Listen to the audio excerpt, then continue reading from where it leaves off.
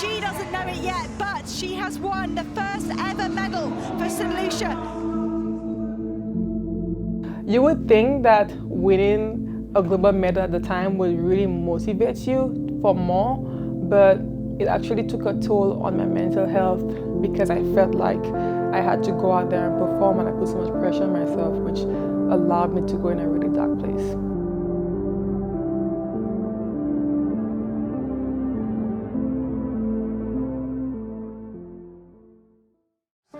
Number 3 for St. Lucia, Julien Alfred.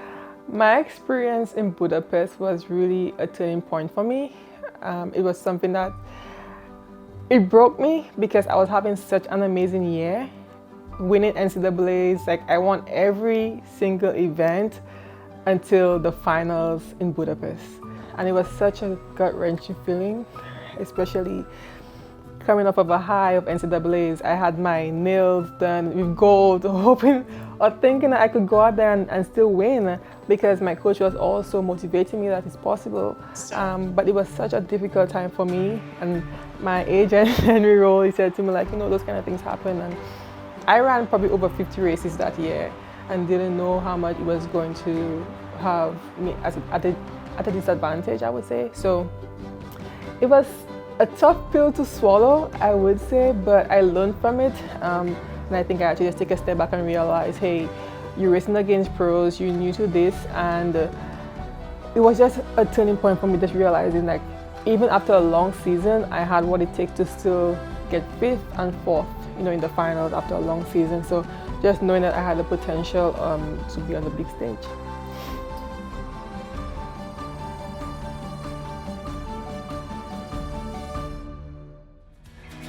Gold medalist and World Athletics indoor champion representing St. Lucia, Julien Alfred. What's funny about it, you would think that winning World Indoors would have given me a boost, but actually it made me go into depression. Winning my first global medal, and I went back home and realized how many people back in my country were supporting me, were rooting for me initially, and it scared me. I felt like I had to go back on the world stage and make them proud, deliver for them, and I put so much pressure on myself. So whenever I got to the line after that time, I was suffocating myself with a lot of pressure, feeling like, can I do this? And not realizing that I was keeping myself behind. So I went into a really dark place during that time. Now, that day of the 60 meters in World Indoors, I was actually pretty excited. I had no doubt in mind that I would not have won, to be quite honest, and not that just from me being confident, because my 60 meters is like one of the best. I think I have the second fastest time in history. I think that day I wasn't worried whatsoever whether or not I would lose. I think my coach actually flew all the way from Austin, and I think he came the day of the competition, so he can be there for me. And I think I owed it to him to, you know, to be in Glasgow for just one day to fly all the way back to Austin, maybe the next day. I think I owed it to him to really deliver, and I did. And I'm really happy I was able to do that. It's gold and an equal world-leading performance unofficially for Julien Alfred. It's come up. That time I took off before Paris, it was such a hard time. I mean, one of the reasons why I had to take a break for my mental health and also to get my body back in check, because I didn't realize I was gaining weight during that time. I had to take a step back and realize, okay, what exactly are we dealing with? I worked with my therapist, my nutritionist, to ensure that everything was aligned. So I took maybe about a month off, and my first race back on the track was Prefontaine, and I placed second during that time, and I realized, okay, we're getting somewhere, we're getting back on track. I think right after Prefontaine, I went to Jamaica and I ran a PR, and it was a massive improvement compared to where I was probably just a month before. So I realized that, okay, there's potential there, we go in the right direction. And another month off until that month of July, where I raced in Budapest, I raced in Monaco, I raced in London. So I think that those races prepared me, and the time I took off prepared me for Paris initially, because I had to take a time off to prepare myself for what was ahead and to realize what I had to do in order to get there. And you know, what's a good story without some down times? And I'm glad I was able to go through those dark times to remind me of what it's like to get to the top.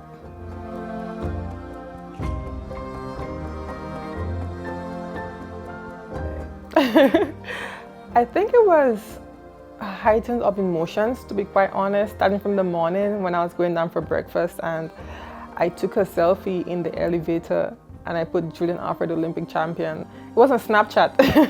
And I put Julien Alfred Olympic champion on there and I saved it because I had a strong feeling that it was going to be possible for me. Even after the heats, I didn't have the fastest time going into the semifinals, and I knew that the semifinals was one of death, to be quite honest, because I mean, we had the likes of Sha'Carri and then Shelly as well.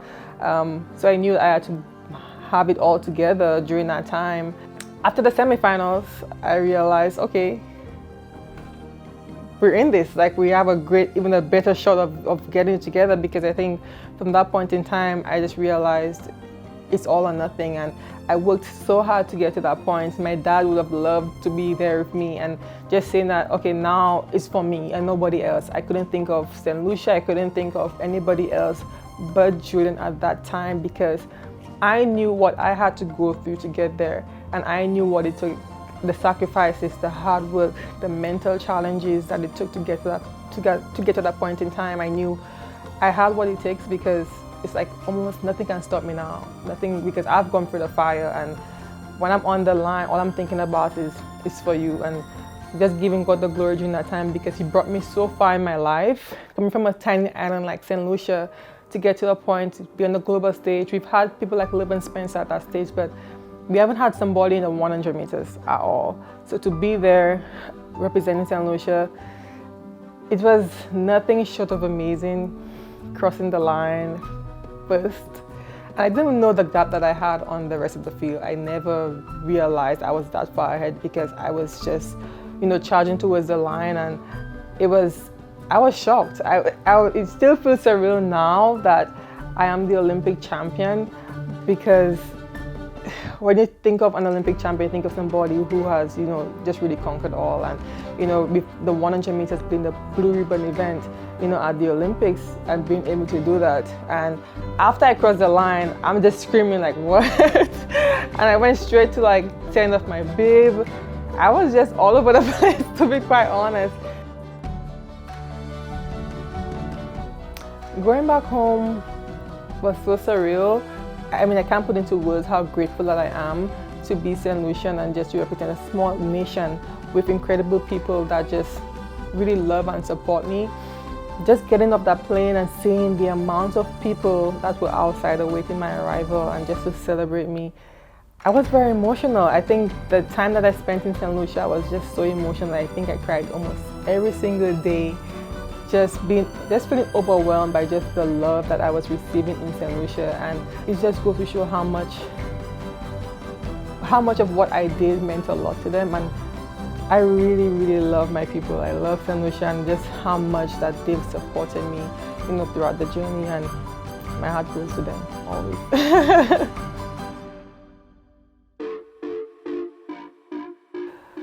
So my idea going into World Championships this year, 2025, is to take it one race at a time. I don't want to get ahead of myself and think about the finals when I haven't gotten through the first two races. So it's really just working on execution, trusting my coach's plan. I took like 5 weeks off just so I can work on little things, just so I can get my body and my mind in the right place. I'm working with my therapist, my life coach, to ensure that I'm ready. Being Olympic champion, you know, they said heavy is the head who wears the Olympic crown. And throughout this year, I felt how heavy it was. And whenever you get on the line, people would expect so many different things of you, like the performances, like times, and sometimes you cannot please everybody, but just really trusting myself and trusting that, you know, I've been here before and I know what it takes to get to this point in my career. There can be like pressure at times when it comes to being on the line, but I think that also now where I'm at, in my headspace and just how my body feels, I think that I'm just really going with the flow. I'm pretty relaxed now, and I'm learning how to just focus on just my lane and not anybody else's. So I'm learning now to just focus on just Julien, just my lane, and just what I have to do, and just my execution to make things work out for. The athlete in Budapest was very timid, was very unsure of herself, was very shy. I'm still shy. But now I think the athlete that I am stepping on the line in Tokyo is an athlete who's very sure of herself and know what she wants, and is who just wants to own who she is, and take pride in that. Being from a tiny island like St. Lucia, 238 square miles, only maybe about 180,000 people, I just want them to know that no matter where you're from, you can be on the biggest stage of your career, and don't feel inferior, don't feel small to others around you, no matter where they're from.